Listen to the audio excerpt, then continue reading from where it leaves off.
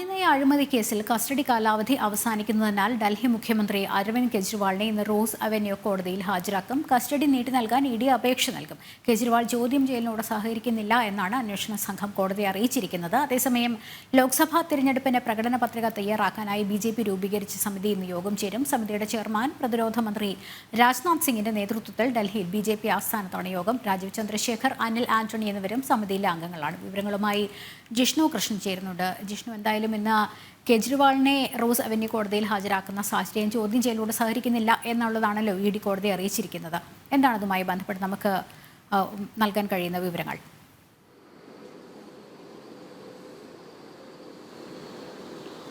Lakshmi, custody കാലാവധി അവസാനിക്കുന്നതിനെ തുടർന്ന് ഇന്ന് ഉച്ചയോടെ മുഖ്യമന്ത്രി അരവിന്ദ് കെജ്രിവാളിനെ ഡൽഹിയിൽ റോസ് അവന്യൂ കോടതിയിൽ എൻഫോഴ്സ്മെന്റ് ഡയറക്ടറേറ്റ് ഹാജരാക്കും എന്നുള്ളതാണ് അറിയിച്ചിട്ടുള്ളത്.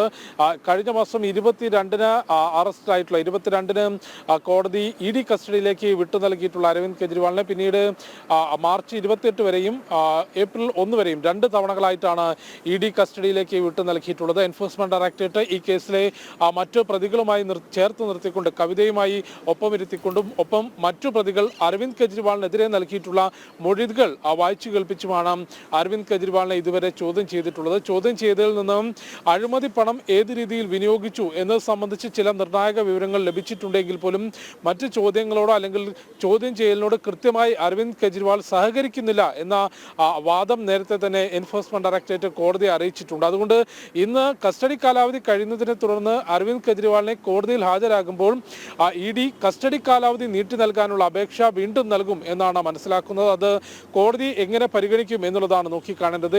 വീണ്ടും EDയുടെ അപേക്ഷ പരിഗണിച്ചുകൊണ്ട് ED കസ്റ്റഡിയിലേക്ക് തന്നെ അരവിന്ദ് കെജ്രിവാളിനെ വിട്ടു നൽകുമോ, അതല്ലെങ്കിൽ ജുഡീഷ്യൽ കസ്റ്റഡിയിൽ വിട്ടുകൊണ്ട് കെജ്രിവാളിനെ റിമാൻഡ് ചെയ്യുമോ എന്നാണ് നോക്കിക്കാണേണ്ടത്. ഏതായാലും ഒരു ആശ്വാസമോ അല്ലെങ്കിൽ ഏതെങ്കിലും തരത്തിൽ ജാമ്യം ലഭിക്കുന്ന നടപടിയും ഈ കേസിൽ നിലവിൽ അരവിന്ദ് കെജ്രിവാളിന് ലഭിക്കാനുള്ള യാതൊരു സാധ്യതയുമില്ല എന്നുള്ളത് തന്നെയാണ് നിയമവിദഗ്ധർ ചൂണ്ടിക്കാണിക്കുന്നത്. കാരണം വളരെ കൃത്യമായ ഗുരുതരമായ കുറ്റകൃത്യങ്ങൾ അതിൻ്റെ വകുപ്പുകളുമാണ് അരവിന്ദ് കെജ്രിവാളിനെതിരെ ഉൾപ്പെടുത്തിയിട്ടുള്ളത്. അതോടൊപ്പം ഗുരുതരമായ വാദങ്ങൾ അരവിന്ദ് കെജ്രിവാളിനെതിരെ അന്വേഷണ സംഘം സമർപ്പിച്ചിട്ടുള്ള കുറ്റപത്രത്തിൽ ചൂണ്ടിക്കാട്ടിയിട്ടുമുണ്ട്. ഡൽഹിയിൽ മദ്യനയ അഴിമതിയുടെ മുഖ്യ സൂത്രധാരൻ അരവിന്ദ് കെജ്രിവാളാണ് എന്നുള്ളതാണ് EDയുടെ റിപ്പോർട്ടിലും റിമാൻഡ് റിപ്പോർട്ടിലും ഒപ്പം കുറ്റപത്രത്തിലും എൻഫോഴ്സ്മെന്റ് ഡയറക്ടറേറ്റ് ചൂണ്ടിക്കാട്ടിയിട്ടുള്ളത്. ഏതായാലും ഇന്ന് ED കസ്റ്റഡി കാലാവധി കഴിയുന്നതിനെ തുടർന്നാണ് കെജ്രിവാളിനെ ഇന്ന് കോടതിയിൽ ഹാജരാക്കുക. വീണ്ടും EDയുടെ കസ്റ്റഡിയിലേക്ക് തന്നെ അരവിന്ദ് കെജ്രിവാൾ എത്തുമോ, അതല്ലെങ്കിൽ ജുഡീഷ്യൽ കസ്റ്റഡിയിൽ വിട്ടുകൊണ്ട് തിഹാർ ജയിലിലേക്ക് അരവിന്ദ് കെജ്രിവാൾ പോകുന്ന സാഹചര്യം ഉണ്ടാകുമോ എന്ന് നമുക്ക്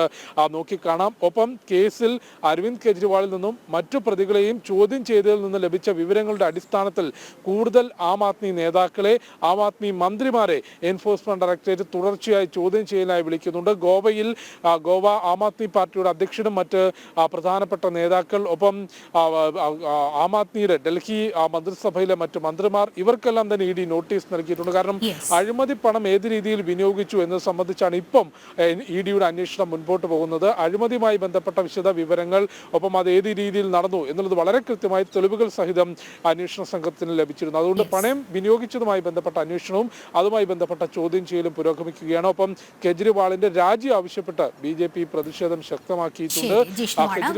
നൽകിക്കൊണ്ടിരുന്നത്